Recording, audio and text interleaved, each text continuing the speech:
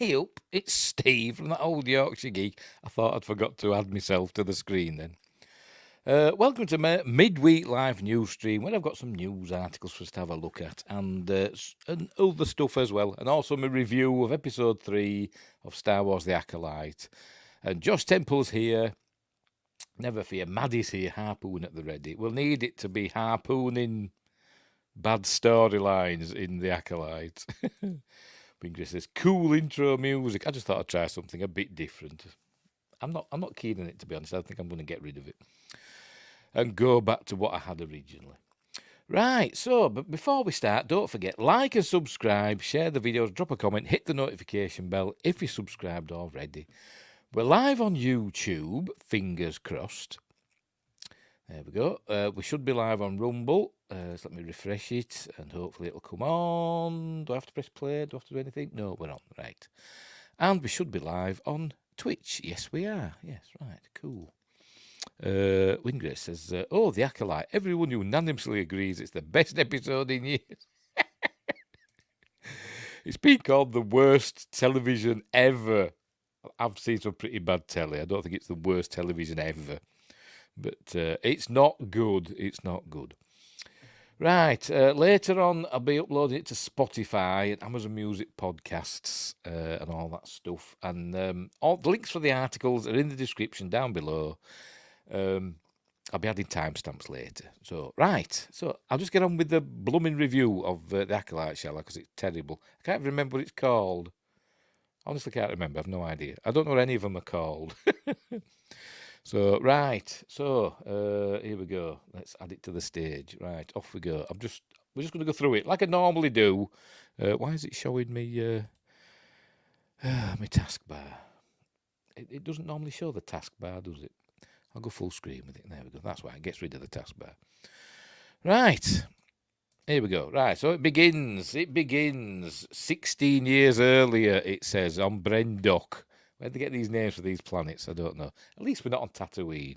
That's one good thing about it. Right, we're on Brendok. Some planet that looks like Scotland. I imagine this was shot in Scotland. You know, where they did the scenes in Andor. I bet it's the same. I bet it's stock footage that they've got from Andor. I bet it is. We see this is it a willow tree or something? An alien willow tree. Looks like a Stargate location, doesn't it, to be completely honest? But anyway. And this is where we're introduced to our twin stars of the show. Don't ask me which is which. I think this is maybe Osha. I'm not sure. Because you can't tell the difference between them. One's supposed to be good and one's supposed to be evil or whatever. And I've no idea. I've no idea which is, because they're both exactly the same. They both have this, puffy, sort of like, I'm fed up look on the face all the time. Anyway, whoever this is, I think it's Osha, with the whatever that is in the background. It's a bit a ruin of some sort. She's playing with this insect or some little life form, and then she decides to grab it with the force. And then May comes along. May's supposed to be the bad one, remember? Osha's the good one. May's the bad one. It's a Wilzo tree, as in Journal of the Wills. Yes, the Wills. Don't ruin Scotland for me. Yeah, well, Andor were good. Anyway, May comes along and she does something bad with the Force that we learn is not the Force anymore with the creature. And she plays pop with it, but I can't tell which is which because they're both dressed the same. Are they exactly the same? Have they got the same colour belt on and everything? Can't tell. Yes, they have, haven't they? They're both exactly the same. Probably made it easier. Oh no, I think it's actual twins, isn't it? It's not one girl that they're doing a split screen. I think it's actual twins that they're using. And I can't tell the bloody difference. I don't know. They're both as bad as each other. Bless them, child actors, bless them. But they're both terrible actors. And they do this little, I am me, you are I, and whatever. I don't bloody know. Why are the subtitles not coming on? I'm sure I started them. There we go. There you go. She's talking about Mother Coral. We learn about we see Mother Coral shortly. They've got two mothers, remember, in the other episode. Oh, there's Mother Coral. She's a Zabrak. But not a Night Sister Zabrak. She's I've forgotten. I've got it written down. She's an Iridonian Zabrak. The Night Sisters Zabraks moved to Dathomir. She's an Iridonian Zabrak, which is why she's got horns on her head. The Dathomir Zabrak women don't have horns on their head. Why? Dunno. I don't think they knew at the time. But anyway, here she is. She is their mother, literally. She carried them, we learn. Anyway, so off they go. She takes them back. They're not supposed to be outside, by the way. They're not supposed to be where they are, in the forest. And here we see Sol. I nearly said Solo then. Sol's watching them from behind a tree. So he's been spying on them. Right, then we see that they're in this rock-hewn stronghold. In a big... is it going to show it? Have I missed it? Does it show it from outside? No, it doesn't yet. We see it's this huge fortress hewn from the living rock. There we go. There we see it. You know, the top of the mountain. It's just hewn from the living rock. I thought I'd say that. We know it's an alien planet because there's things in the sky behind. But we learn that this rock is highly flammable later on. Maybe it's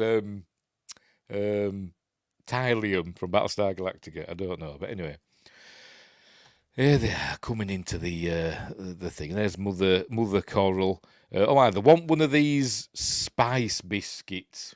Doesn't sound very nice, does it? But anyway, spice biscuit. Does that mean they've got drugs in? Are they like I've never had one. Anyway, cake with drugs in. I don't know the call. Is it like that? I don't know. Anyway, they want one, but Mother Coral says they don't deserve sweets because they've been naughty. But then Mother Jodie Turner-Smith arrives. I could have spelled it with an O, but didn't. Hang on. Combustium. Yes. I think the O might have been less hilarious. Anyway, combustium. Somebody I saw in the stream today, I can't remember which one it was, it might be Midnight's Edge. I think it was Script Doctor, suggested what the rock were made from, and it's essentially coal. What becomes coal, or something like that, I don't know. It's highly combustible. But anyway, that's later on. Anyway, here comes Mother Jodie Turner-Smith. I can't remember it, Anna Sayer or something like that, I don't bloody know. She comes out. She's all nice and lovely. She says, of course they can have a spice biscuit. Full screen, a stupid thing. There we go. So there they go. They're going to go have a spice biscuit. Has the subtitles gone off again? It's doing my head in, is this? Oh, it hasn't. They're on. Never mind. Here we go. So anyway, they're going to have a little chat now. She's worried that they're always going outside, and these are her mothers, but they're mothers. Mother Coral carried them, and the other Mother Jodie Turner-Smith created them somehow. The suggestion is they've used the Force, or as we learn, it's called in this, they call it the Thread. Why they changed the name? Dunno. They've either used the Force, or maybe they've used cloning to create them. I don't know, but I'm guessing. I don't know. They've no Zabrak features, have they? So it's not like a regular. Obviously they didn't use one of Mother Coral's eggs. They look more like Jodie Turner-Smith, but a lighter version. But anyway, that's enough of that. Wingray says, what becomes coal sounds like a pretentious movie title for a coming-of-age tale or something. Yeah, it does, doesn't it? What becomes coal? An A24 film. Anyway. Right. Oh, she's talking about the Jedi. The Jedi have arrived. But anyway, there we see that obviously they're a couple, it seems. Because, they're all women here, by the way. They call it openly, it's their coven. So they're obviously witches, like the Night Sisters, but different. Are they related to the Night Sisters we saw in the other galaxy? Dunno. Anyway, well, the twins are not normal children. Blah, blah, blah. The thread. I'm talking about the thread. Anyway, they've got to go. They're doing a bit of learning here now, a lesson they're going to learn.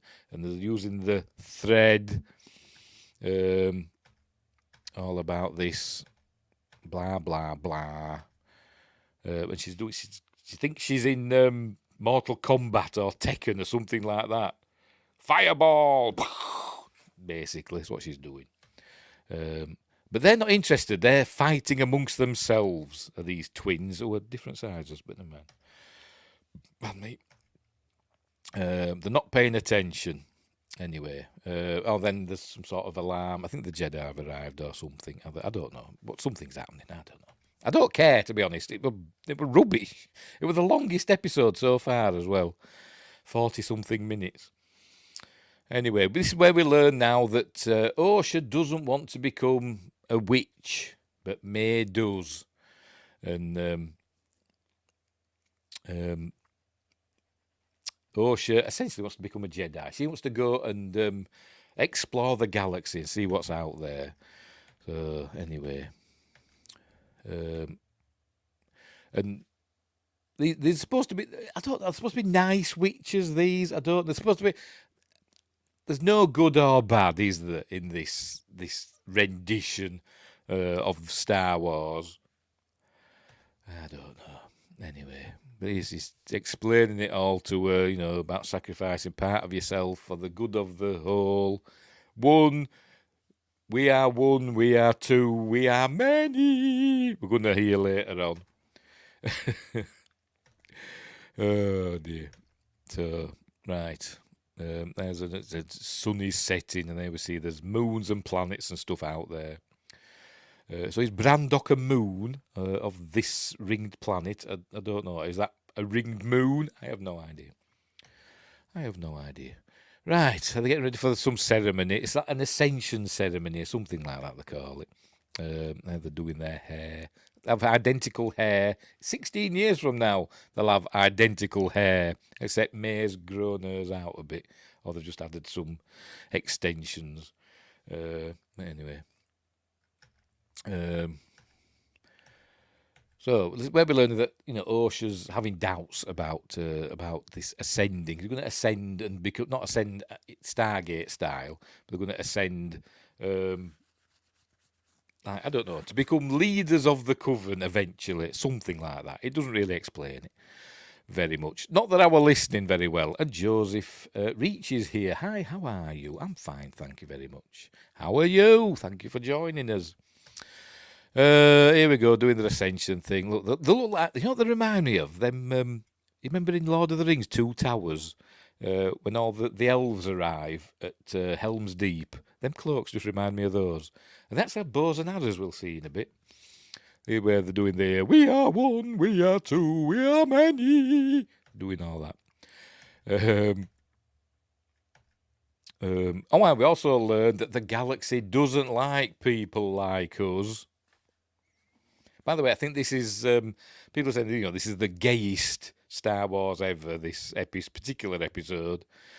And I think this is, even though it wasn't written by her, but it kind of probably was, Leslie E. Headland. I think this is the one that's got most of her, her gayness in it. That's her words. She said, her this series is to promote her gayness. That's what she said in the interview. So there we go. And I think this episode is part of that. Anyway, so we're learning that the galaxy doesn't like people like these. They're kind of like the women on Themyscira in Wonder Woman, but rubbish. Here they come out in their flashy, quasi-futuristic shawls. Look, there's a thingamabob. By the way, they're all different races, by the way. They're not all, it's in the human-ish and Zabrak and thingamabob. And there's others as well. Right, so they're getting ready to do this for them to ascend. But there we go. Power of one, power of two, power of many. There you go, singing that. That's where we learn their full names. Mayho Anasaia. So how come they've got the Anasaia surname? You know, Jodie Turner-Smith's character's surname, but not Mother Coral's surname. She's the one that bloody carried them. You know, in some sort of what they call it. My brain. When another woman carries somebody else's baby, you know that a surrogate pregnancy. She was a surrogate mother, wasn't she? Anyway, the lead writer for all 8 episodes was Jason McAuliffe. Jason is a horror writer. Yeah, but it's Leslie Headland's story, isn't it? It's her story. She wrote the first 2 episodes and directed them and that. And it's her, she's the boss, isn't she? It's her story that's being told. They've just hired other writers to, fill in the blanks, so to speak. That's what they do, don't they? Yes, surrogate, yes. I got there in the end. Anyway, May agrees, to take on the burden of Coven of the Leadership or Leadership of the Coven or whatever upon Jodie Turner-Smith's passing, and she says, "I do," straight away, and then they go to Osha, who is called something. Is it gonna? Oh no, I haven't got there yet. Then she goes to Osha. There we go. Verosha Anasaia. So she's not just a health and safety executive type person. She's not sure. She says, "I do." But then something happens, and the Jedi arrive, I think. Here they are, the Jedi have arrived. And we see it's... don't ask me the names, I've bloody forgotten. But it's Trinity, the Squid Game guy, the fella that killed himself with poison for some weird reason in the last episode, and the Wookiee, Kel Nacker. And that's the only name I can remember. Oh, and Sol, I can remember his name as well. But I can't remember their name, I've forgotten. Because I'm an idiot. Leslie Headland is the director and head producer. They had a writer's room with 8 writers. Yes, but But it's Leslie Headland's story, isn't it? She's the one who's written the Bible, I suppose, for the series. And she's the one guiding the writing.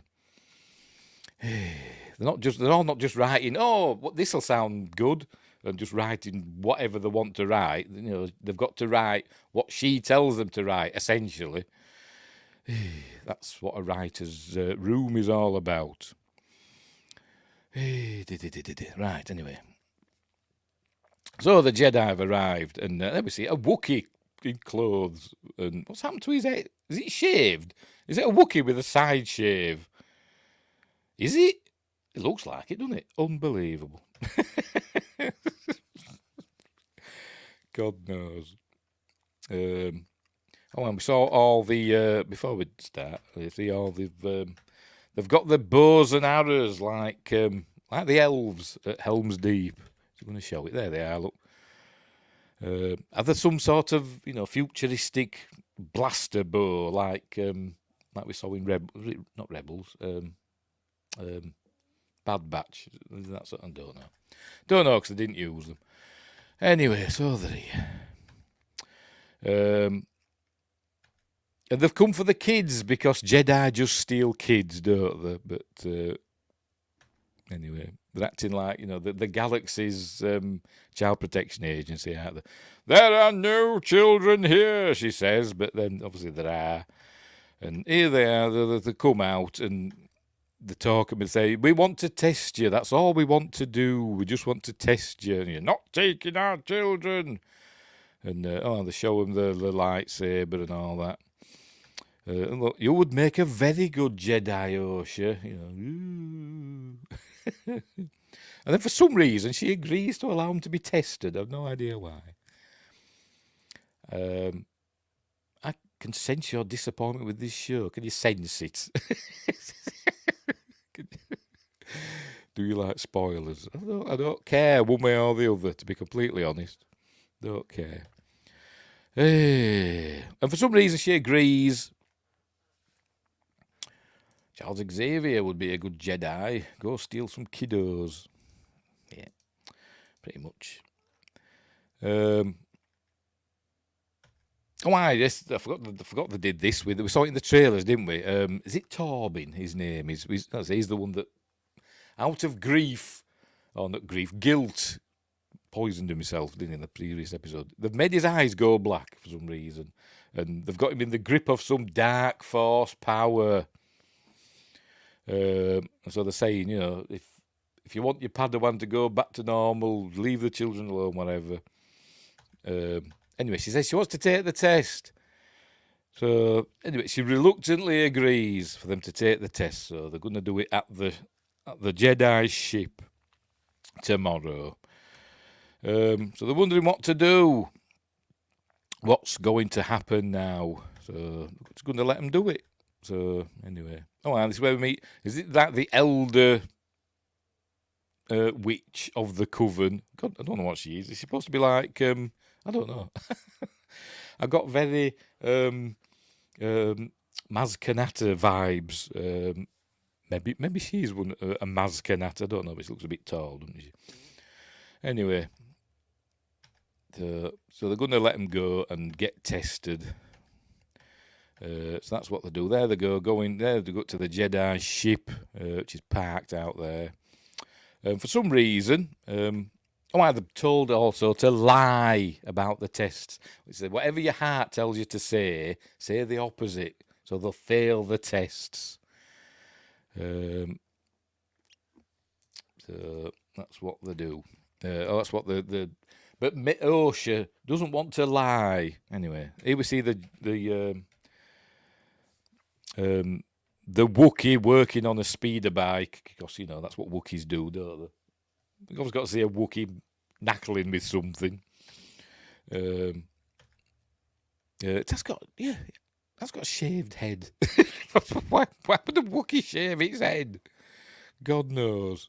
Has it got tattoos? I don't know. That's baffling. Is it a male or female Wookiee? Dunno.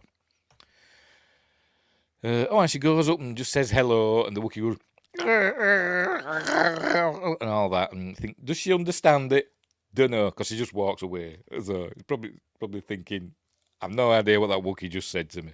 The Wookiee was probably saying, bugger off, I'm working. Anyway, there's talking to Torben. Right, so I think May does the test first, and fails with flying colours, says the opposite to everything. And then Osha goes in, and she starts fibbing, saying the opposite. They're doing like what they did with Anakin when he was a kid. And she's saying, the opposite, and then they call her bluff, and because Sol's saying correct with every wrong answer, but anyway, so they call her bluff, and they say it's a good thing to be a Jedi. So they're talking into he wants to be a Jedi. They go, I want to be a Jedi. So anyway, so she's saying I couldn't lie.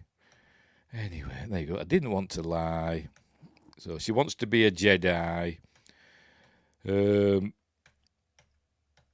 And she's trying to talk her out of it, but she's, the nice witches.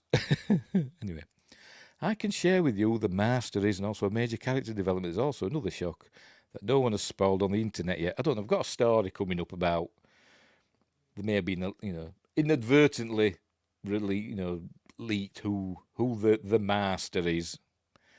But we've got a story about that coming up. Maybe it's supposed to be like a friar haircut. Yes, maybe so. Yes, the Wookiee. It looks stupid anyway. Anyway, so they're going to put the sisters together. She's packing a bag. She's ready. She's going. That's right. I'm sodding off. I'm leaving. And she's got a little triangular book with the is that the Jedi symbol for some reason in it.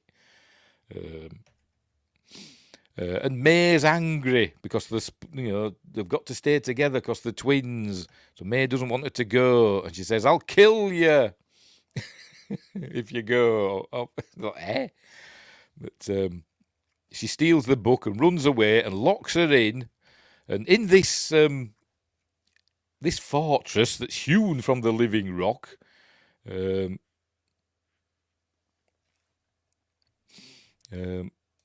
he say yes to no or no to wanting to know? I said, I don't care. I don't care either way. That's what I said. This fortress hewn from the living rock with all this technology that they've got around them. They've got essentially oil lamps, I imagine. And she starts, we learned that she started the fire in the first 2 episodes. And they said, I'm sure they said it burned the village or something where she lived. They never said anything about, a fortress stronghold. I'm sure they said village.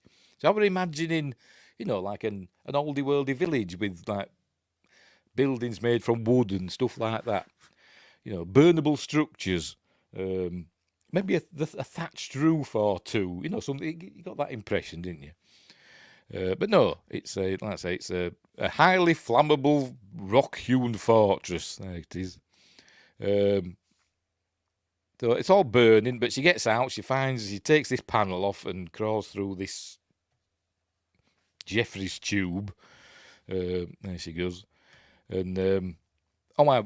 She's going through here. She looks up, and we see like shadows moving, and we hear screams of all the women dying.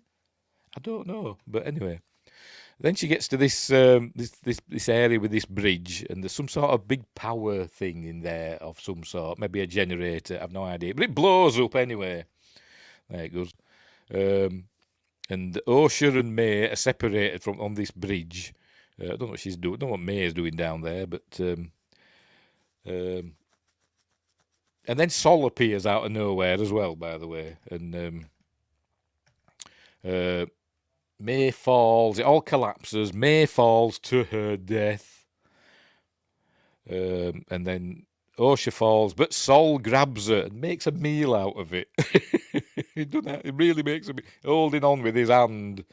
I mean, the last episode, he bloody caught her with the force, didn't he? When she went over something, when she was fully grown. But now he's making a meal out of it, holding her with the hand and panting and grunting and all that stuff. And pulls her up, saves her life. And then they come through the thing. And look, all the witches are dead. But they don't look burned, do they? And he says he saw May die, so he saw her fall. That doesn't mean she died, does it? Maybe he assumed she died. Never assume. It makes an ass out of you and me. Anyway, we go through here and they see all the dead witches.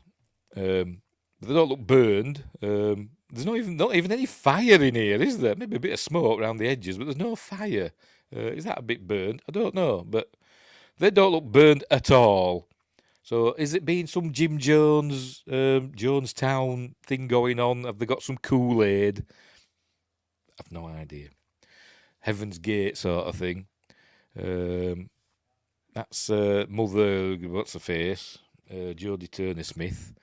She calls her Mama, even though it was Mother Coral that bore them. Anyway, there we see a bit of fire there, but not exactly a blazing conflagration, is it? There's a few spots of fire, a fire extinguisher, that'd sort it out, wouldn't it? There you go, that's it. Not exactly, out of control, is it? If it started raining, it'd put it out, wouldn't it? Anyway, they've got her on this spaceship now. There she's got I presume from smoke inhalation, they've got her on a ventilator.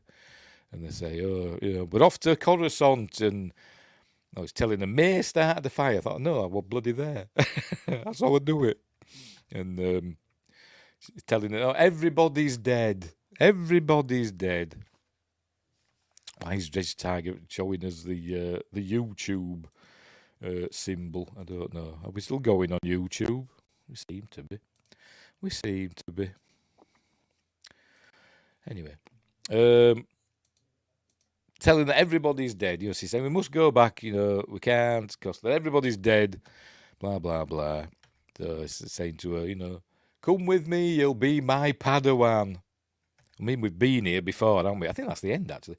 We've been here before, haven't we? And they look older than Anakin was. And he was too old to begin the training. Maybe this is all to do with it. And that, oh no, we haven't done yet. Because we learned that May's still alive. May's calling out ferocious. She's at the willow tree, but she's still alive. Then it's the end. Absolute garbage. Absolute garbage. Rubbish episode. Unbelievably bad. It is. And full of messaging.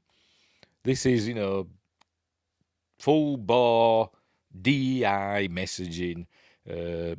All about basically, it's all about, these, lesbians that live in outer space, in a lesbian colony. They don't need no men. They can have children without no men, either through the Force or some sort of cloning. It's not told. It's implied it's kind of the Force or the thread.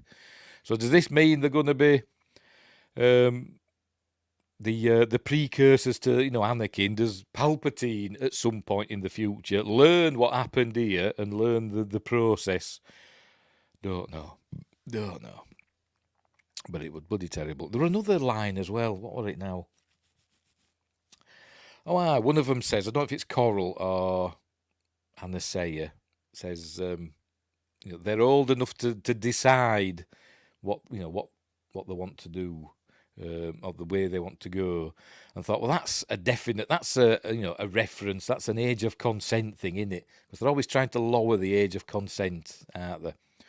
The LGBTQ plus community. They just are. I'm not judging. I'm just saying that's what they're always after, lowering it down, getting it lower and lower. Now they're wanting kids to be part of that. That's what this is. That's what that is. I think anyway. But anyway, it's a rubbish episode, absolute garbage, and there you go.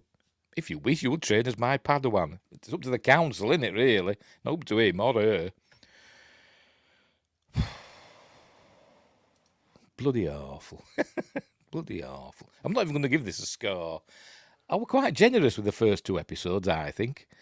I give the first two episodes a 6 out of 10, didn't I? And afterwards I thought, nah, that's a bit generous.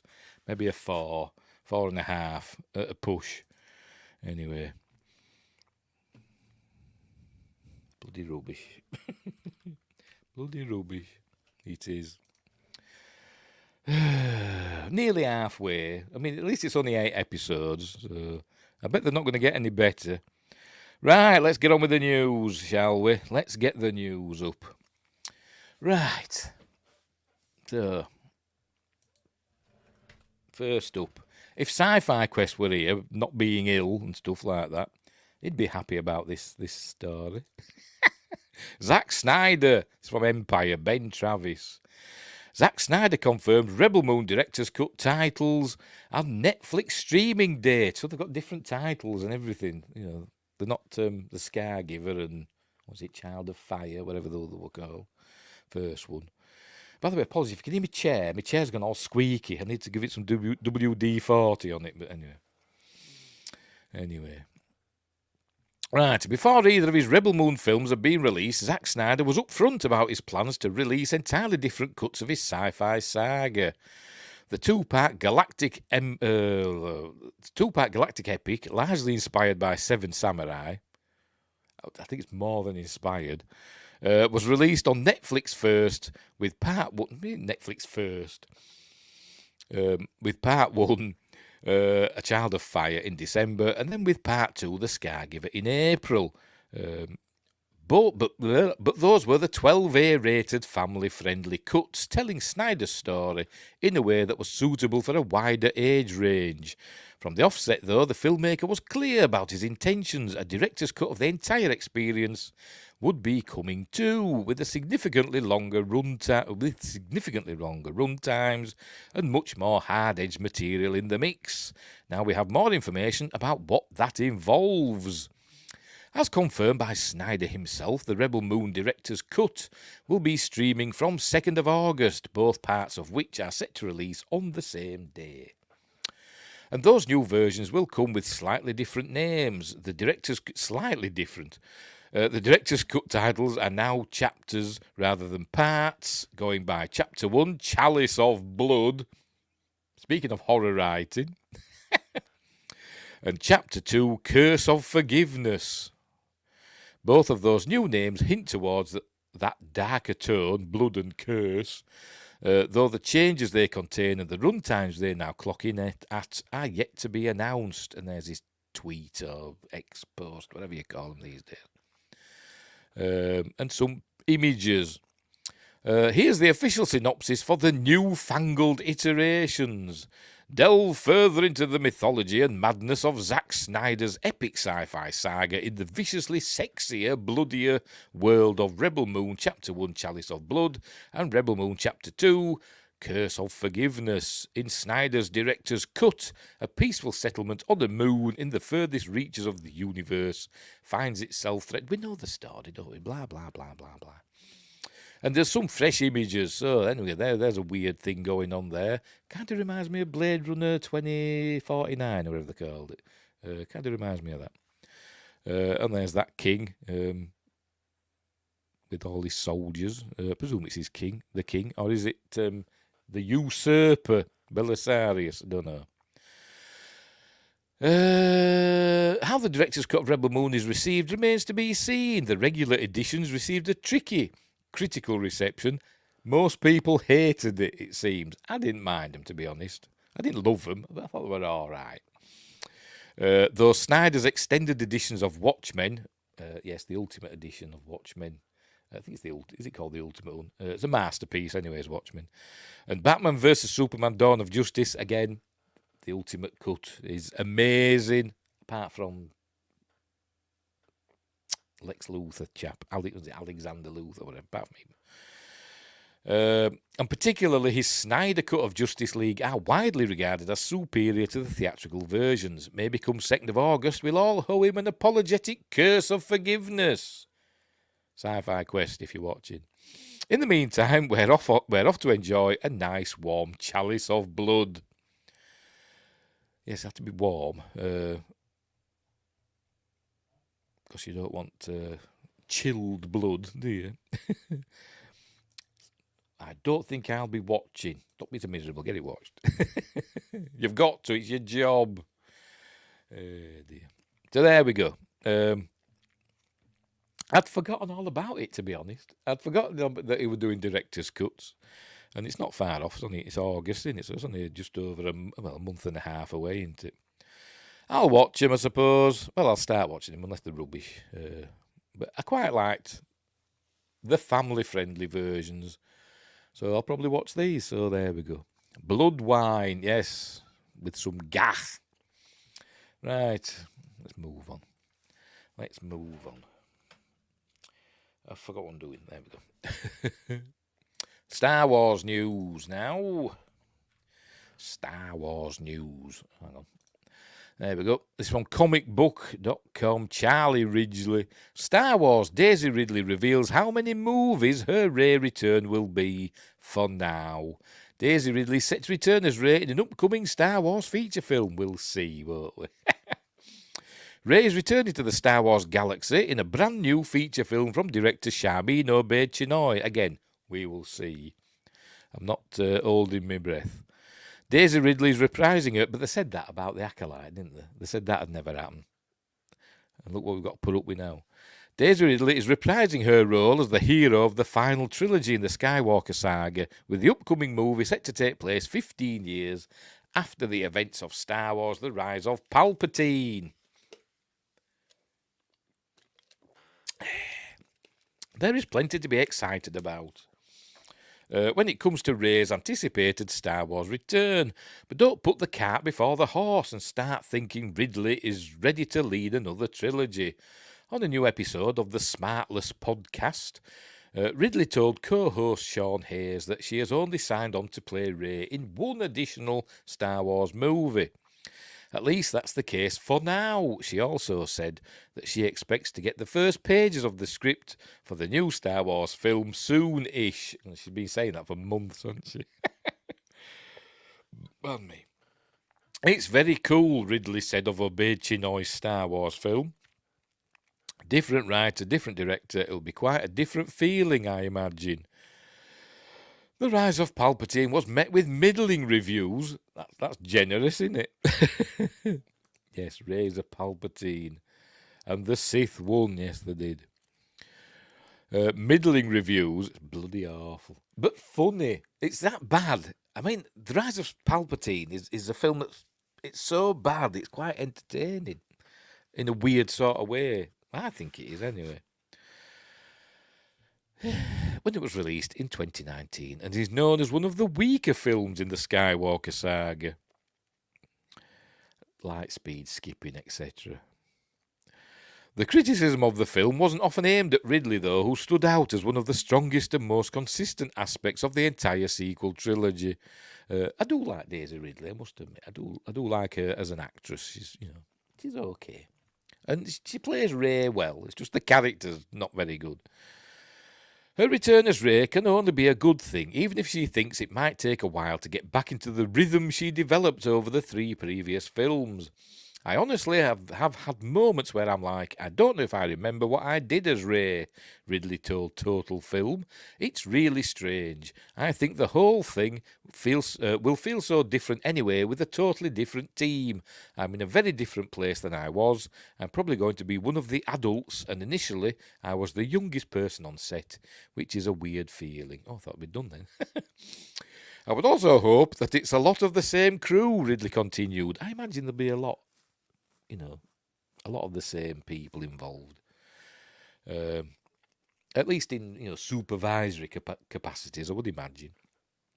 Ridley continued. Obviously, many people shifted, but many people stayed the same through all 3 films, and there was something wonderful and comforting about that, but I don't know.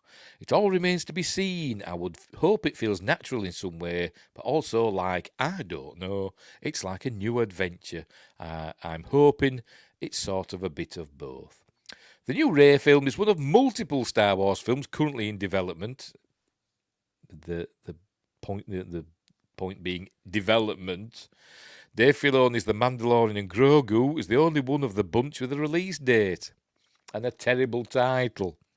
Scheduled to hit theatres in May of 2026. Taika Waititi, James Mangold and Patty Jenkins also have Star Wars films in the works, i.e. on the drawing board, but nowhere else. There we go. So that's the end. So she's only signed up for one film for now, if that film even happens. But we will see. You never know, do you? Never know. But we will see. Right. What's next? Oh, yawn. Bloody hell. Oh, shattered. Go away, bloody hell. Continue without supporting us. This is the one I was on about. Share. This is from Looper. Kieran Fisher. Star Wars may have accidentally spoiled the identity of the Acolyte's masked Sith, or that. Well, maybe not a Sith, I don't know. Smilo Ren is being called, isn't it? He, she, it. The Acolyte is shaping up to be a dangerous entry in the Star Wars saga. And part of that is due to the unnamed menace who's orchestrated the deadly assault on the Jedi from the shadows.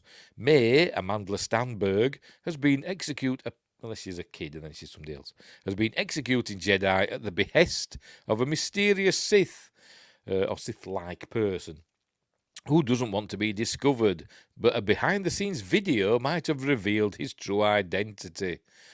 From makingstarwars.net. Let's have a look then, if it'll play. I hope it plays and don't take us to another page. Yes. Well, there's no audio, by the way. And there you go, it's showing. What's it showing us? Let's look again.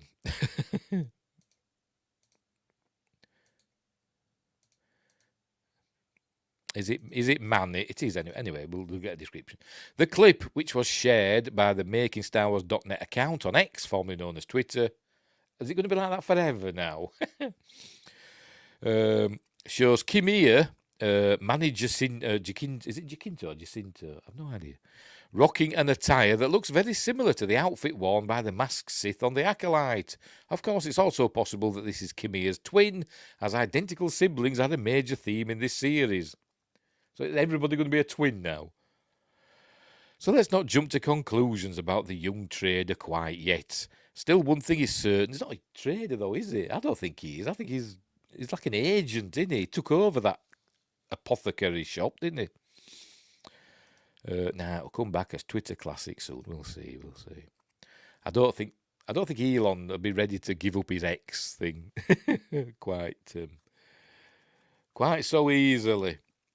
They call it Twix or something. Still, one thing is certain: Jacinto's character, or Jacinto, I don't know, is a credible suspect. If Khmer is the villain, he's doing a good job of hiding it. No, he's not. Everybody was saying from that episode, the second episode, where we saw him in his shop when Osha tried to, fool him that she was May. He wasn't having none of it, was he? We can tell. There's more to him than meets the eye. And I said that in a review, and everybody's saying it. He's probably going to be the bad guy, or one of the bad guys. They'll probably end up being more of these bloody Siths. They'll end up being the bloody Knights of Ren or something. Or a version of them. After all, he snitched on May in episode 2, Revenge Justice, when the Jedi were looking for her. That isn't too shocking, though, as some of the most powerful Siths in the Star Wars universe have a history of hiding in plain sight. As I said in my review last week, Count Dooku, spilled the beans to Obi-Wan, didn't he? Anyway, as such, there are fans who are already suspicious of Khmer. And there he is. The Acolyte wants everyone to believe that Khmer is a carefree fella. I think he's also a murderer, I think. It kind of implied that he murdered the owner of that shop. I think they did, anyway. And took his clothes, I think. Anyway. Sith, no plural. Did they say Siths? I wasn't paying attention, to be honest. Did it say Siths? Yes, it does say Siths, doesn't it? Powerful Siths. Yes. Is it just Sith, like sheep? Where were we? Carefree fella who has no interest in the wider workings of the galaxy. However, he might be pulling a Palpatine, Ian McDiarmid, and living a shady double life to fool us all. Reddit user Skywalk in on these haters. I suspected Khmer is the big bad ever since he fought May in episode 2, noting that he overpowers her with ease. When he pins her against the wall, he even has this evil look for a second, like he's tapping into the dark side, and then he pulls back, they wrote. Elsewhere, Zaragoza09 compares Khmer's carefree attitude to the viral theory that argues Jar Jar Binks is a Sith, as both characters demonstrate abilities that go against their light-hearted facades. What keeps saying light-hearted? He's not light-hearted, though, is he? He's not like this comedy character. He's kind of, menacing. I think he is, anyway. His knowledge of where the masters are is suspicious, and his ability to recognise that Osha, wasn't actually May, and his creepy comment about them looking alike also seems to point toward him being the villain, they pointed out. While the aforementioned behind-the-scenes video is telling, there's still time for this theory to be proven wrong. The Acolyte killing off Indara, that's what they're called, Carrie-Anne Moss, at the beginning of episode 1 was a deliberate creative choice to emphasise that anything is possible in this series. With that in mind, don't be surprised if Khmer's Sith-like moments turn out to be red herrings to throw viewers off the scent of the true villain. I bet they are, to be honest. It'll end up being Carrie-Anne Moss or somebody that's not really be dead. Probably. It will be. And, because writers are rubbish these days. I'm going to say something in my review earlier on. I forgot what it was now. It just popped in my head as I was reading that, and then it's gone away again. Never mind. Yes, it'll be Palpatine. It'll turn out Palpatine's like hundreds of years old. Oh, dear.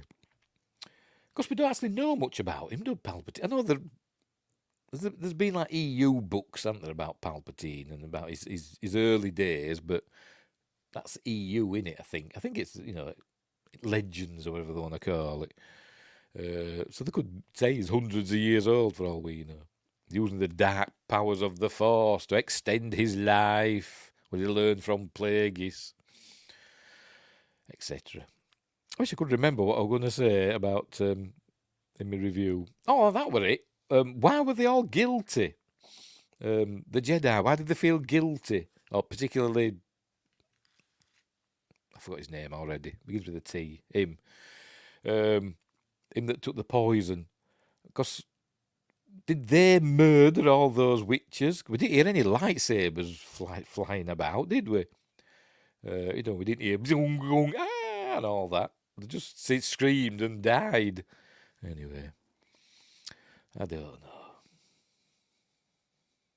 I'm going to pause now because I'll probably snip this out, and when I put my review of the show, I'll crop it out and I'll stick this bit in. Anyway, May will get knocked up by Smilo Ren, and that's how Palpatine is. Is she going to be Palpatine's mother? You know what? You're probably right. They'll move to Naboo. And all that stuff. They'll have twins, and one of the twins will be Palpatine, and the other one will be Jar Jar Binks somehow. That's how it'll work. Long live the Sith. Yeah, that's what they're going to do. It's going to turn out that Jar Jar Binks and Palpatine are long-lost twins, separated at birth. Done wrong thing. Right, what's next? Well, let's fly through these articles if we can. Stories, whatever. Speaking of the Acolyte, this one's from Screen Rant. Thomas Bacon. Air in space. Viral George Lucas quote shows why real-world science doesn't matter to Star Wars. Yes, but there's a thing called, what Robert Marbinet likes to use the word, verisimilitude, or suspension of disbelief.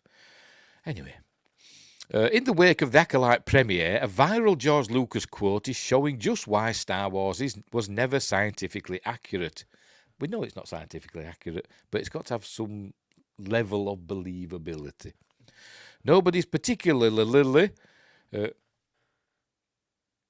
something that the latest Star Wars Disney Plus TV show, The Acolyte, has proved so controversial.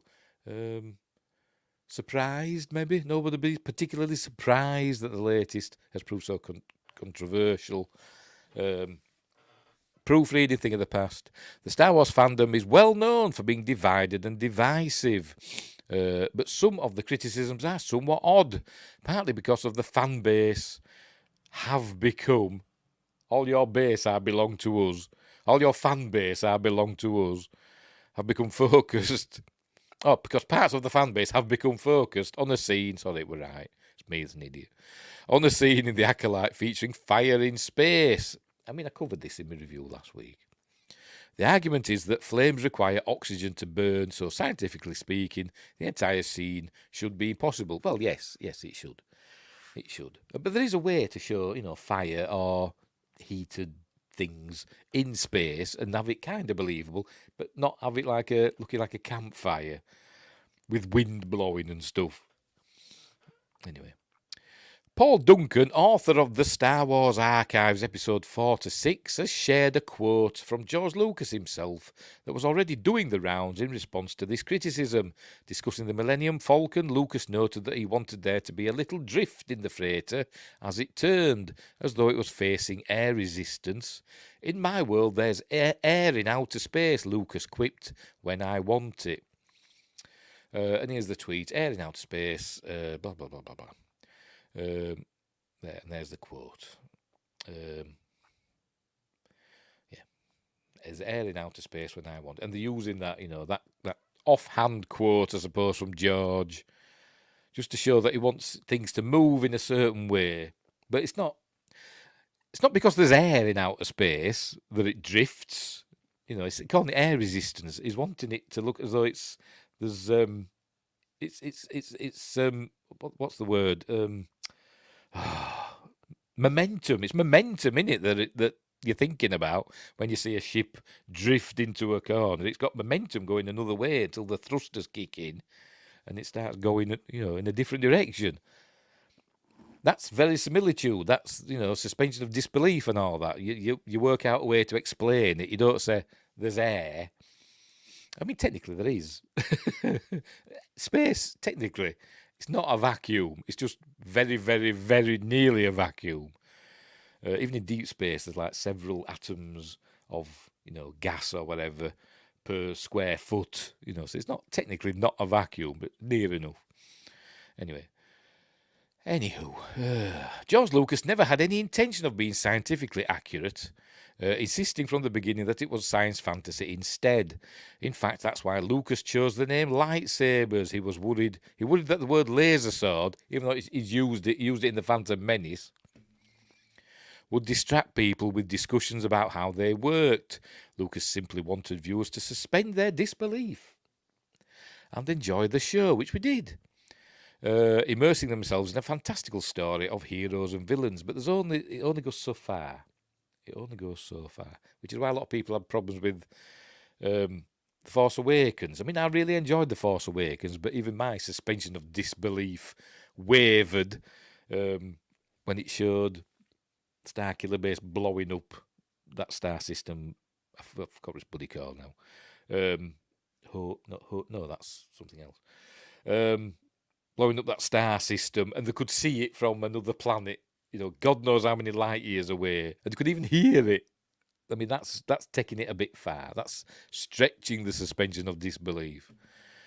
I mean, the one on Tatooine watching Alderaan getting blown up, was there?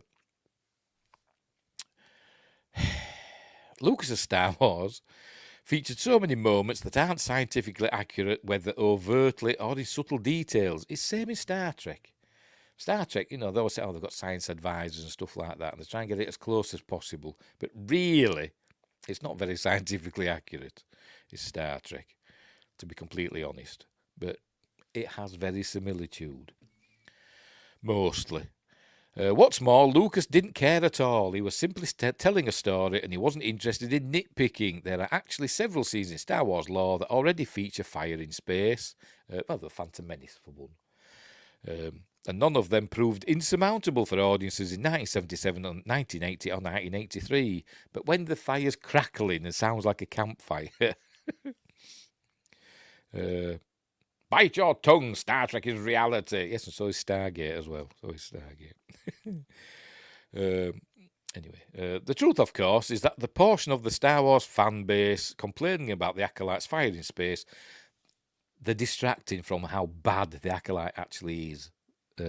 By just focusing on that people complained about the fire in space. And I think some people did actually over criticise, the fire in space part. The show itself were bad enough, particularly this last episode. The fire in space scene never had any intention of suspending their disbelief.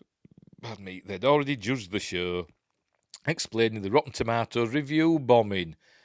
It's called review bombing. When it gets a low score, they call it review bombing. Never mind when it gets a super high score. That's not review bombing the other way, is it? Anyway. And this was simply a convenient thing to hate. Lucas's quote calls it out rather well. Not really. Not really. Who wrote this? Thomas Bacon. Thomas, you're an idiot. Sorry, but you are. You are. Star Trek is not reality yet. Or is it? Wingress says, I think even Firefly has fire in space. It's become a trope at this point, much like dinosaurs still looking featherless. I don't like dinosaurs with feathers. Unless they're cool looking feathers. But anyway. But at least Firefly didn't have sound in space, did it? Which were a bit crap, to be honest. But anyway. Anywho, let's move on. That's it. It's verisimilitude. Suspend your disbelief, But sometimes it goes a bit too far. Sometimes it goes too far. And the fire in space thing, yeah, it were rubbish. Because of the way it looks, the way it crackled. It was just like a campfire on the ship, wasn't it? It had smoke and stuff. But, it wasn't really, that wasn't the bad thing in the episode. Right, next up, Star Trek news now. Speaking of Star Trek, Josh Temple says, I have 3 T-Rexes at home and their eggs are wonderful.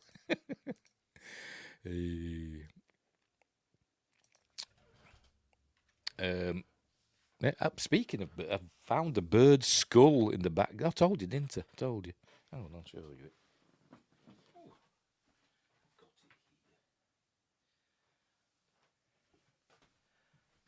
Yeah, I found a bird's skull in the garden the other day. So I thought I'd bring it out. Give it a wash. And I don't know what bird it's off. I don't know. Is it off a... I don't know. I don't know how big... Is it... Could be... I saw a dead magpie in the garden a while ago. So it could be a magpie's head. I don't know. We see magpies, and it's not a pigeon, is it? Because there were a dead pigeon in the garden. I think that beak doesn't look like a pigeon's beak. But anyway, yeah, it was just like that in the garden. So I brought it in and give it a wash, and it's on me mantelpiece now.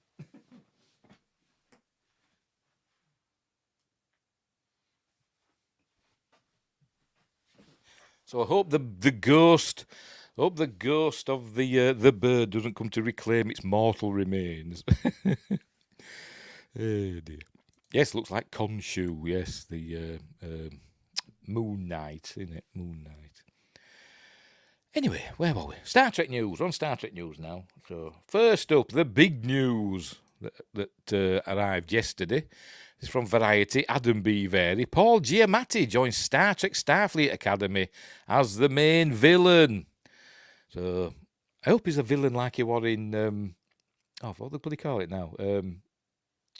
That film he were in with Clive Owen and Monica Bellucci with the baddie in that. Oh, what was it now?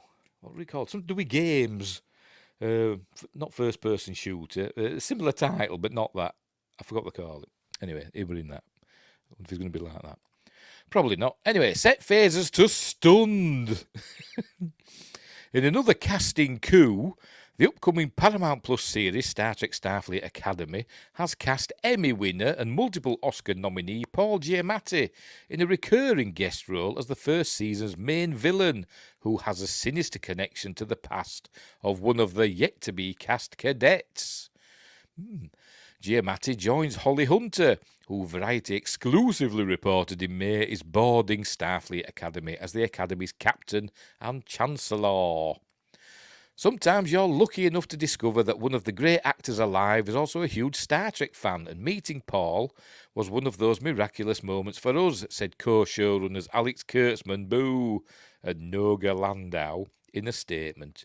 The sheer delight with which he dove in on Starfleet Academy is only surpassed by the gratitude we feel about him joining our incredible cast.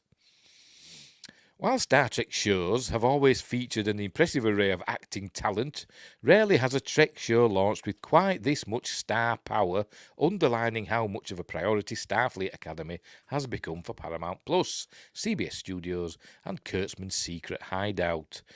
When the show begins shooting in Toronto later this summer, it will include the largest contiguous set ever constructed for a Star Trek series. I don't mean it's going to be good.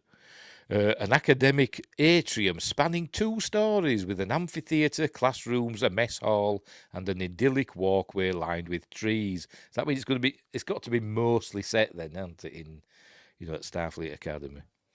If they're building all that at huge cost, they're going to have to get use of it, aren't they? I bet the series rarely goes into space, but we'll see. As the title suggests, the series will chronicle the lives of the Academy's cadets from their academic and romantic pursuits to contending with the newest adversary to endanger the peace and prosperity of the United Federation of Planets. It's the Academy. Why have they got to deal with threats from out there? Producers are said to be seeking emerging talent for the younger cast. Giamatti's prolific career launched in the 1990s with a series of supporting roles that often punched well above their weight in terms of impact versus screen time, including My Best Friend's Wedding and Saving Private Ryan. What are you, Saving Private Ryan? I genuinely can't remember seeing him in Saving Private Ryan. I've got to think back now. Anyway, he subsequently won widespread critical acclaim for 2003's American Splendor, 2004 Sideways, and 2005 Cinderella Man, which earned Giamatti an Oscar nomination for Best Supporting Actor. Most recently, he earned an Oscar nomination for Best Actor for his serio comic performance in 2023's The Holdovers. Giamatti has also amassed a considerable career on TV, from 2008's HBO miniseries John Adams, for which he won an Emmy, to the recently concluded Showtime drama series Billions, and HBO Europe's Spanish horror series 30 Coins, which I've never heard of. I'll have to look that up. Along with Kurtzman and Landau, Starfleet Academy's executive producers, blah, blah, blah. We don't care who the producers are. Or who represents him. So there we go. So I like Paul Giamatti. I think most people tend to like Paul Giamatti because he's a really good actor. And he can seem to turn his hand to anything. He can be a good guy or a bad guy or whatever, can't he? So there we go. So that'll be interesting. I wonder what he'll be doing. I'm still not sold on this Starfleet Academy series, to be completely honest. And I still hope it doesn't happen. But it looks like it's going to, doesn't it? Bring us Legacy. We've got to have Legacy mid-2025 because I've predicted it. Anyway, so there we go. Paul Giamatti is going to be a Trek alumnus soon. Right, moving on. He was amazing as John Adams. I've not seen it. I don't know. Right. I don't think we can get Legacy if no one ever buys Paramount. Yeah, we'll see, won't we? We'll see. Have Sony thrown the hat in the ring again with the Skydance talks stalling? I heard somewhere that Sony were poking about again. I don't know. I haven't looked it up since I heard it earlier on. Right. A bit of Prodigy news now. Which we've heard before, but I'm just going to say it again because it's I want to. Netflix is about to drop 20 new Star Trek episodes on one day. Ever since Star Trek began in 1966, the adventures of each starship and space station have been spooled out over time.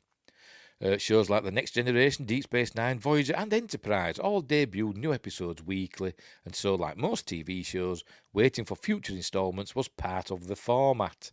Until now, unlike any Star Trek series before it, the entirety of Star Trek Prodigy Season 2 will hit Netflix all at once on July the 1st, 2024. Will this help the fledgling spin-off series... Fledging? You mean fledgling? Don't know. Spin-off series, or will the binge model hurt Prodigy's ability to make a comeback? I don't know. The binge model, people binge it and then forget about it, don't they? For the most part.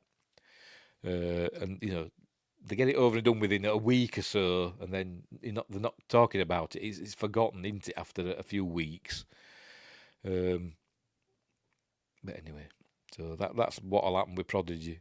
Rather than keeping interest, you know, week after week after week, you know, it's all over and done with, isn't it, quite quickly, with the binge model. Anyway, after being removed from Paramount Plus and then rescued by Netflix, the tween-centric Prodigy Season 2 will depict the further adventures of the late USS Protostar's ragtag crew. Yes, that experimental Starfleet ship was destroyed in the Season 1 finale of Prodigy Supernova Part 2. Binge model will kill it, in my humble opinion. I don't think it was going to carry on anyway, to be honest. I don't think there was going to be a Season 3, but and I don't think, you know, I don't think there was. Anyway, but whatever. Alluding to the plot point on Twitter, creators Dan and Kevin Hageman, don't know how to pronounce it, recently said, in the first season they stole a ship, now watch them earn one. This implies Prodigy Season 2 will focus on Dal, Zero, Jankum, Gwyn, Murph and Roktak, making their way in Starfleet under the guidance of the real Admiral Janeway rather than her hologram counterpart from Season 1. But what will this season actually be about? As the Hagemans have hinted, and as the season 1 finale suggested, the kids have to get a new ship. Unlike other modern Star Trek series, is that big enough, by the way? Let's make it a bit bigger. Can I? I'm pressing the wrong button. There we go. Unlike other modern Star Trek series, the text is massive on my screen, but it's not so big there. Like the recently completed Discovery and Picard, Prodigy has 20-episode seasons, not 10, albeit while only running for about 24 minutes each. Prodigy's first season was gradually released on Paramount Plus in 2021 and 2022, but in some ways made season 1 feel like 2 distinct seasons. Now, Trek Movie and other outlets have confirmed that Netflix won't treat Prodigy the same way and will instead release it all at once like a traditional Netflix show. But even Netflix has been moving away from that a bit, hasn't it? Anyway. Wingray says no, but there was a chance if it performed exceptionally well, especially since Netflix has no access to any other Star Trek and they could steal Janeway from Paramount.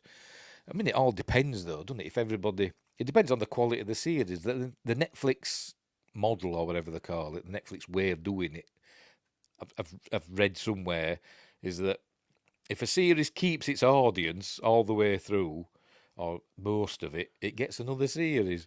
If it loses...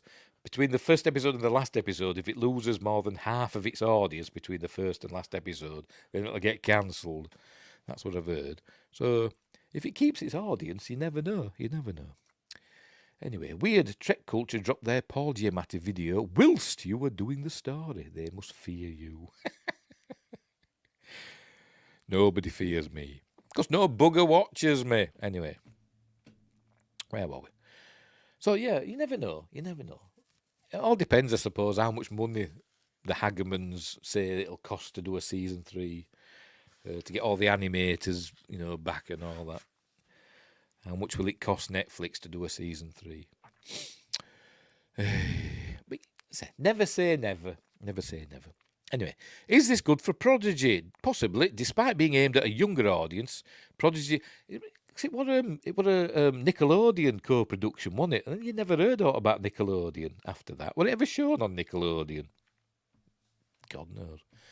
Anyway, Prodigy is heavily serialised. When season 1 aired, it may have been hurt by the lack of episodes that could be watched back to back.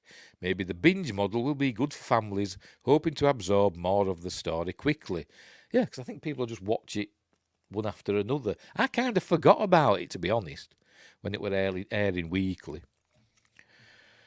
But I'm an idiot. But Prodigy Season 1 also had a lot of spoilers tucked into its 20-episode run, from cameo appearances by classic Trek characters to famous alien villains and the aforementioned starship destruction. There's a ton of cool stuff you can accidentally spoil yourself on if you don't power through all the episodes at once. It was shown on Nickelodeon first. That's part of why it had that massive 6-month break in the middle. All right, okay. Okie dokie.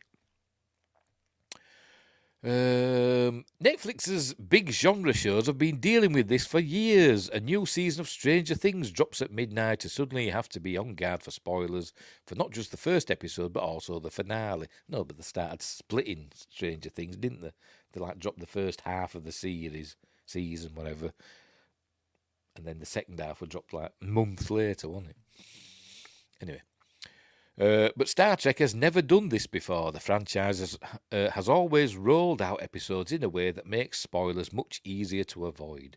This gives Prodigy Season 2 even more of a challenge than Season 1. While the first season struggled to find its audience, the second season seems poised to alienate, or at least annoy, its core audience by giving away all the Trekkie goods way too quickly. I don't agree with that. I think most Star Trek fans will think, cool, I can watch it all at once. I'll be like that. I'll watch it. I'll probably power through it. Anyway, pardon me. As Captain Kirk once said, too much of anything, even love, isn't necessarily a good thing. Yeah, but as I said, hopefully with it being the binge model, it'll keep people's interest. If they can watch it all at once, they won't forget about it like I did when it was being aired weekly. Terrible for YouTube channels. Well, yeah. doing weekly reviews and stuff. You just have to do a season review rather than each episode. Anyway, so looking forward to July the 1st. I hope it's July the 1st in the UK as well. It will be, won't it? It will be. What ships have we got here then? There's the Enterprise E. Oh, it ain't.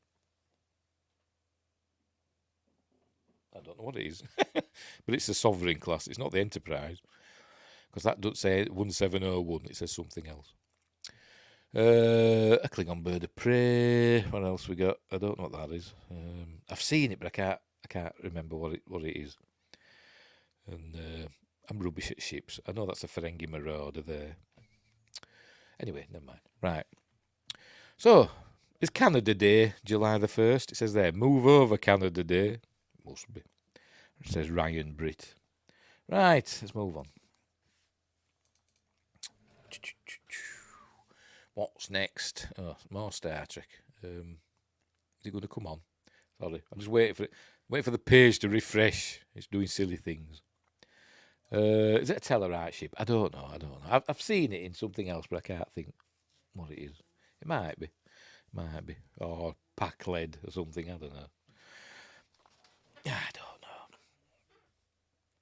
Come on, page. You're going to bloody load. What are you doing? We'll move on to another one if that comes on. Right, okay, we'll do this one. We'll do this one instead from Giant Freaky Robot. We'll move back to the other.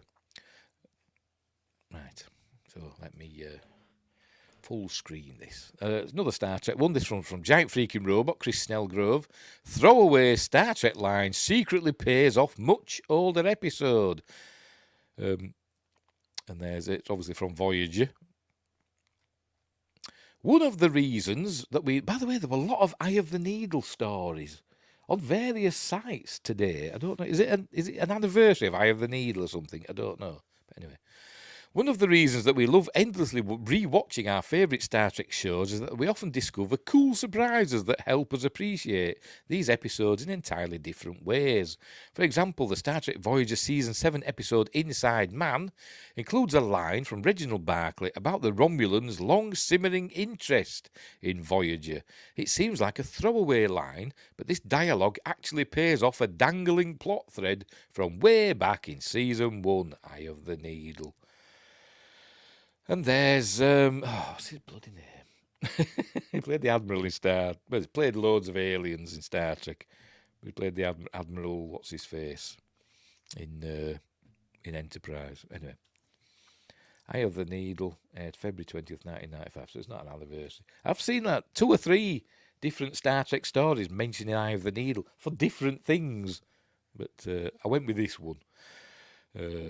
Anyway, after we refresh you on this earlier Star Trek Voyager episode, which I really like Eye of the Needle, you'll better appreciate the significance of Barclay's line. In Season 1, the episode, Eye of the Needle has the crew use a special wormhole, a special one, to communicate with a Romulan back home. Vaughn Armstrong, that's the fella. I've got his autograph. I met the man, for Christ's sake. What am I like? They asked the Romulan to deliver messages to their families and their superiors, but the revelation that they are talking to an alien 20 years in the past, one who died a few years previously, no less, makes them wonder whether he will actually deliver the messages to an enemy government, something of an open question. I don't know. I've forgotten how to read. Anyway, message in a bottle.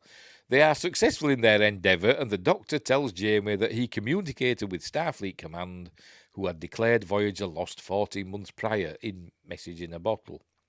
That's the one where they go to under the Prometheus. Anyway, when Message in a Bottle first aired, the revelation that Starfleet didn't know about the ship's fate implied that the Romulan from Eye of the Needle had never delivered the messages as Janeway had asked. However, that earlier Star Trek Voyager episode had a line from B'Elanna Torres in which she speculated that the Romulan might have sent word about Voyager to his government before he died. This was only speculation, but it looked like that speculation was confirmed by an episode from the show's final season. Inside Man. The Star Trek Voyager Season 7 episode Inside Man has... I can't remember this one.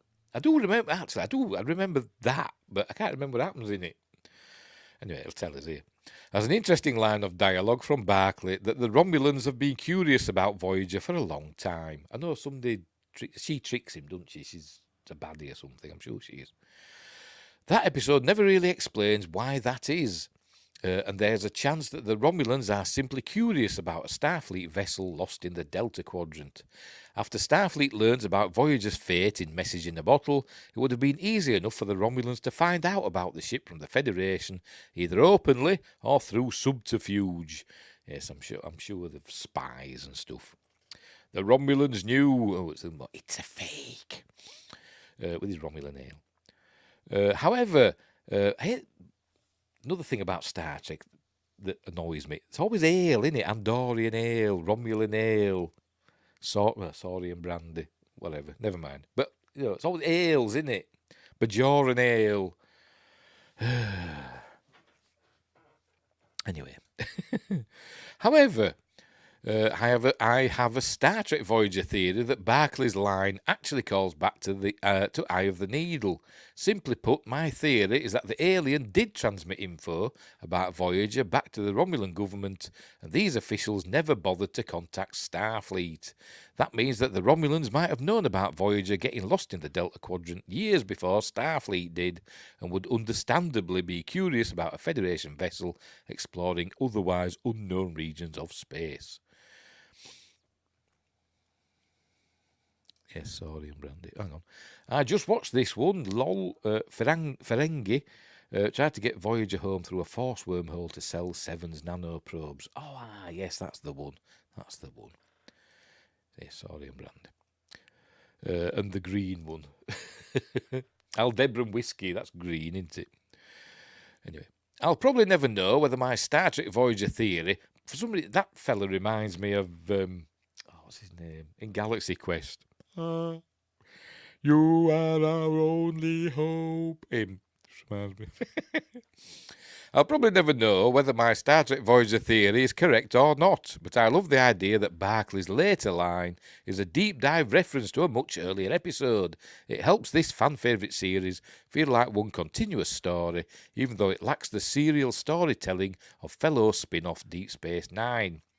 Next time you stream the adventures of Janeway and her crew, just imagine that the upper echelons of the Romulan government may be just as invested in Voyager's Delta Quadrant adventures as you are. Is that it? Yes. Cool. Like I say, I like Eye of the Needle. It's one of my favourite Voyager episodes. I must admit it's Eye of the Needle. I think it's a cool story. It is cool. Balthazar, yes, that fella. Josh Temple says, if they had known, they would have had a spy. So is Tuvok a spy? No, he's not Josh Temple. Not a spy, he's Tuvok. Unless he's spying on the Maquis, then he's a spy. Mathazar. Yes, Mathazar. Whatever. Yes, Mathazar. Yes. I forget when I retract my messages, you still see them. Yes, I do. Did you take that away? Yes, says there, message retracted. But not in StreamYard. It isn't.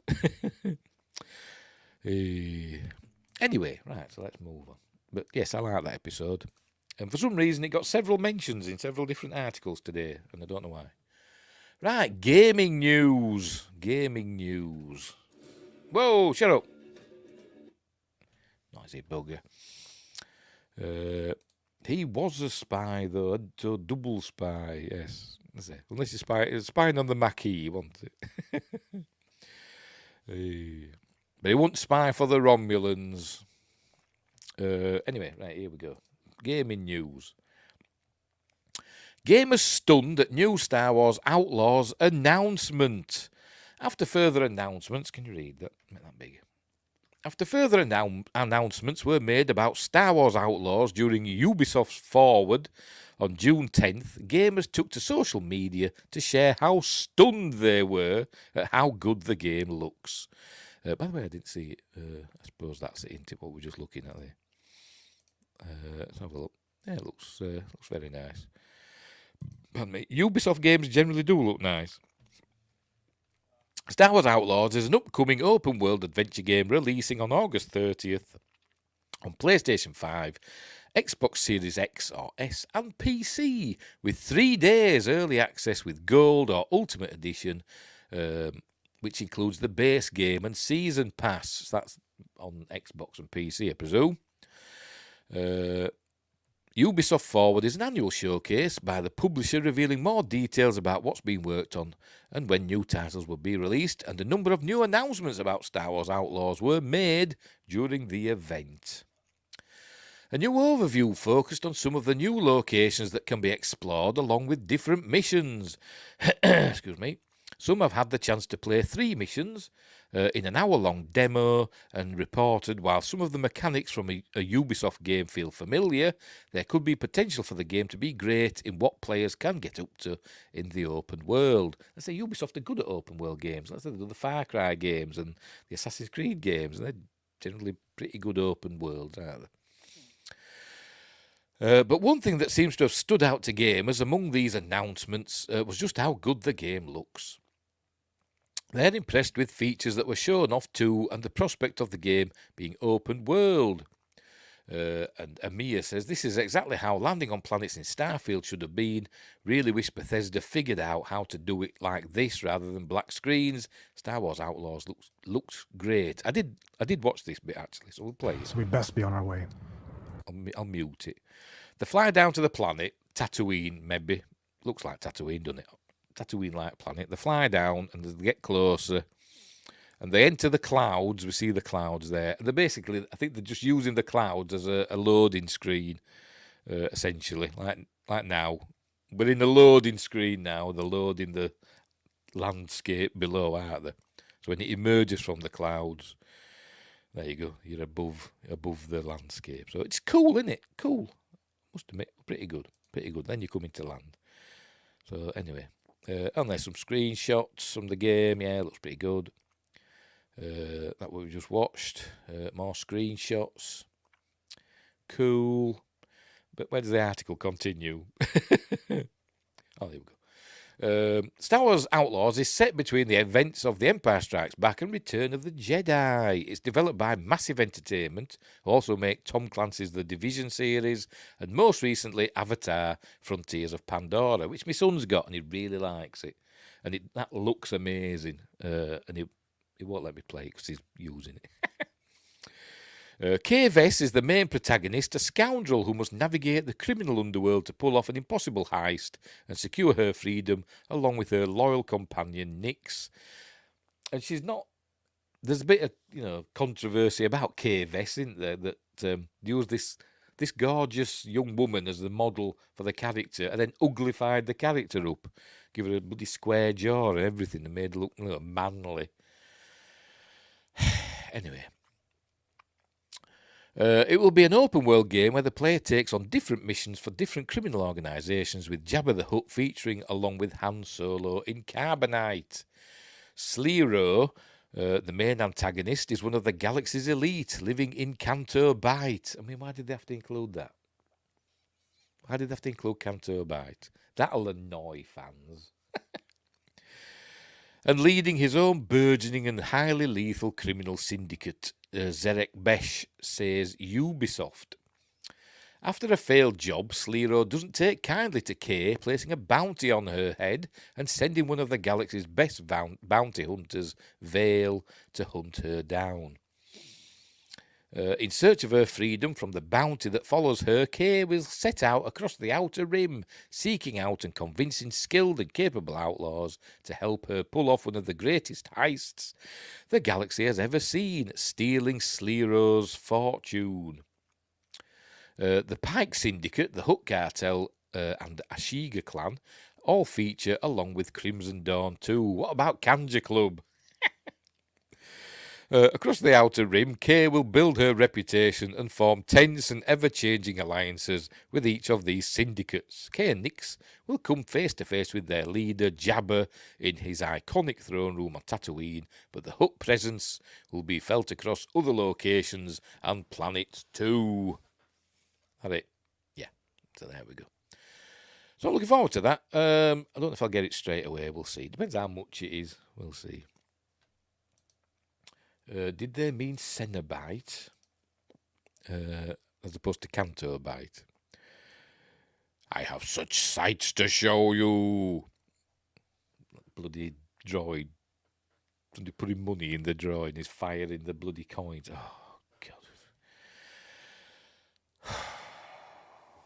I mean, that Cantobite. In my version, I've got an edited version of Last Jedi. Not that I ever bloody watch it because it's still crap. My own like fan edit of the Last Jedi, and totally took Cantobite out. Makes no difference to the film. Makes no difference whatsoever. Didn't need it. Didn't need it at all. Free the animals. Leave all the kids as slaves, but free the animals. Unbelievable. Hollywood, eh? Care more about animals than children. And finally, still gaming news.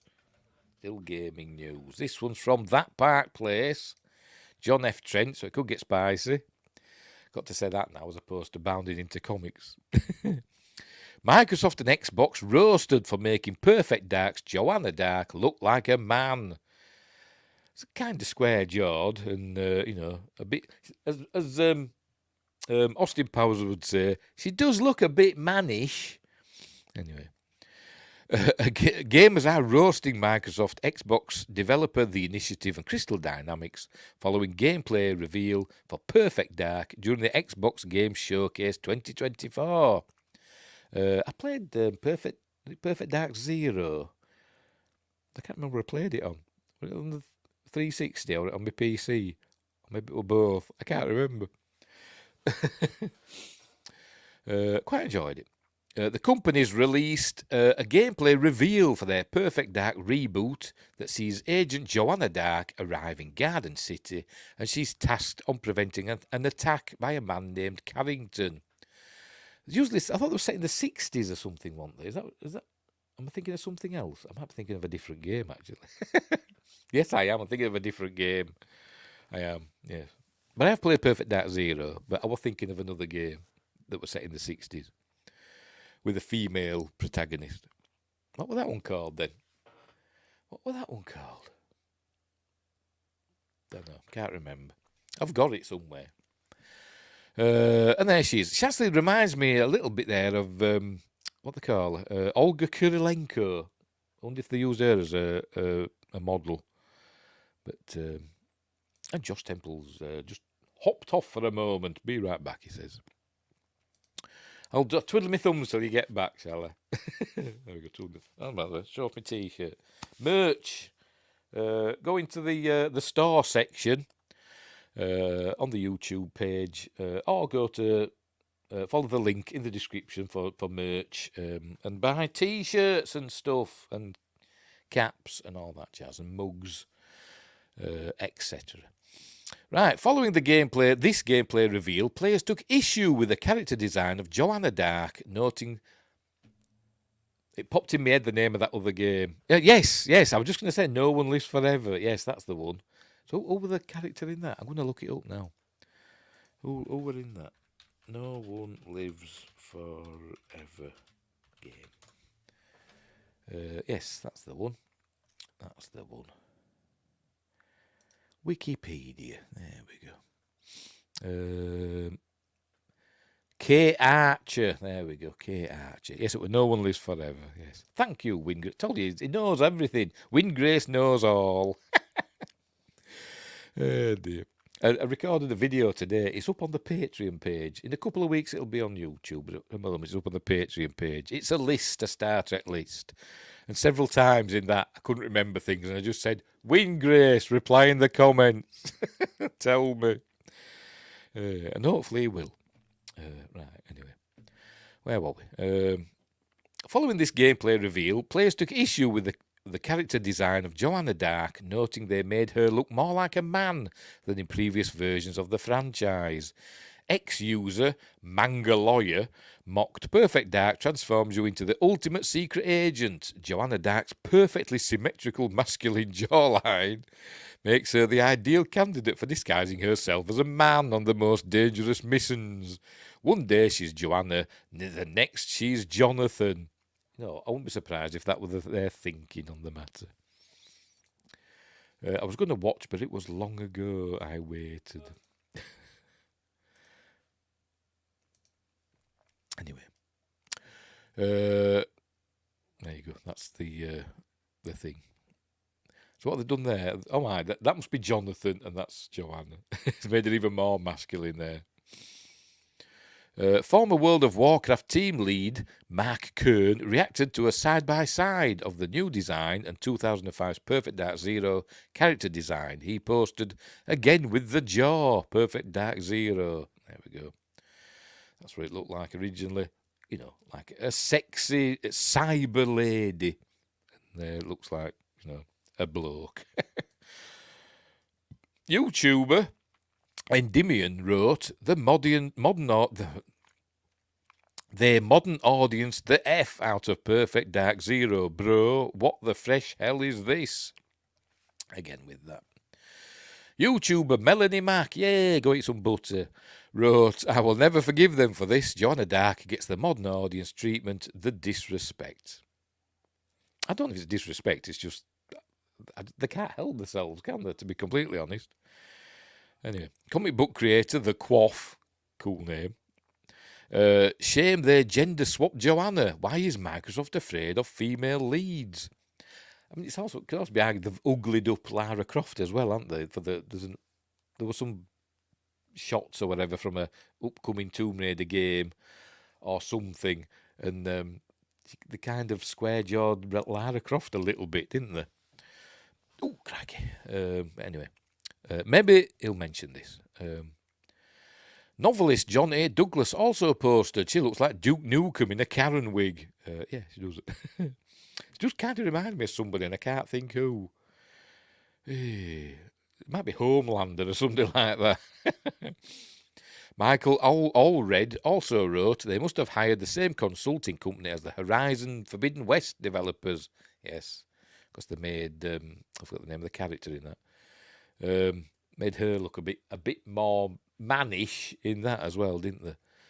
Anyway, never forget what they took from you. And there's the original Joanna Dark. Zippy DSM Lee, I don't know, wrote, they replaced the main character with a man. Character design was not the only criticism the game faced. YouTuber Razor Fist wrote on X, I confess I didn't read Perfect Dark will become a Mirror's Edge clone in my tea leaves this morning. Did they do the same with Mirror's Edge? Don't know. I've got the first Mirror's Edge game for the 360, but I never finished it. In my tea leaves this morning, I guess we ran out of successful franchises, which Perfect Dark ironically is, and lapped back around to mimeographing games that flopped now. Lucas Reykjavik also added, of all IPs, Justin says, I live forever. I hope I do. Of all IPs, to dress up Deus Ex as Perfect Dark's a great pick. By the way, my nephew once on about games, and they were on about, you know, I've got this game Deus Ex, and I thought he said day of sex. I thought he said day of sex. I thought, dodgy game title. Obviously, he meant Deus Ex. Told you I was an idiot. Of all IPs, to dress up Deus Ex as Perfect Dark's a great pick, but I continue to be extremely sceptical of its presentation when everything is so bland. I don't know. It's not that they could have picked a better image, couldn't they? You know, because it's a bit. It is a bit. You know, it's not showing off the game very well, is it? You know, it's an alley. Anyway. Deus Ex was an interesting franchise. I've not played them. Not played those ones, but my nephew has. All of this comes in the wake of Xbox boss Phil Spencer, excuse me, confirming back in 2021 that the intentions for the reboot were to feature a female protagonist. Excuse me, dry throat. Feature a female protagonist and offer modern opportunities. In an interview with IGN, Spencer said, "I think it's awesome for us. We can focus on a female protagonist in our lineup. We don't have a lot of that in our first party lineup." He added, "I think Joanna offers a lot more modern opportunities that I love to see the team kind of focusing on, having a strong protagonist." Don't look so bad in that angle. Maybe it's just the angle that just made it look a bit mannish. Don't look too bad there, to be honest. As I said, it kind of reminds me of Olga Kurilenko, but a bit more mannish, oddly enough. But never mind. It also comes in the wake of Microsoft making public their Gaming for Everyone's product inclusion framework, which requires developers to ask a series of questions. Are you reinforcing any negative gender stereotypes? Are you unnecessarily introducing gender and gender barriers into your code or design? Are you creating playable female characters that are equal in skill and ability to their male peers? Are your female characters equipped with clothing and armour that fits their tasks? Do they have exaggerated body proportions? When the story allows, do you show male characters who display a full range of emotions, for Christ's sake, including joy, sadness, and vulnerability, for God's sake? Windgrace says, make more Blood Rain and Lollipop Chainsaw. I've not played those either. Heard of them, but not played them. I never played Bayonetta either. Another popular one, isn't it? Microsoft's head of gaming for everyone and sustainability, Katie Jo Wright, informed games industry that the framework is not compulsory, telling the outlet the framework is not a checklist, it's not a mandate. Even internally, it's not that at all. It's just a way for you to get your game into the hands of more players in a meaningful way. However, the Help Customers Feel Seen product inclusion action page does provide a checklist to achieve the goals developers come up with. The third step specifically states, create and surface content that depicts diverse characters, stories and creators. Create playable characters that reflect the broader population. Review how identities represented on screen, gender identities, blah, blah, blah, blah. Yeah, so, it's the DEI stuff in it, this one. Make sure that characters are not tokenised or stereotyped, etc. What do you make of Joanna Dark's new character design? So basically, it's the Sweet Baby Ink stuff and all that, isn't it? That's what all that's kind of like, rather than having them coming in and, giving their opinions on what you should do. They've just got a checklist that they offer. Anyway, so there we go. So yes, just look in that. She does look a bit like Buzz Lightyear more than Joanna Dark. But in the other shot, that one doesn't look too bad there. Doesn't look quite as square jawed. So it could be, I don't know. We'll see. Well, when more information about the game comes out, we'll see. But I didn't. Is this muted? Let's mute it. Let's have a look, see if it shows anything in the game. Just spinning through.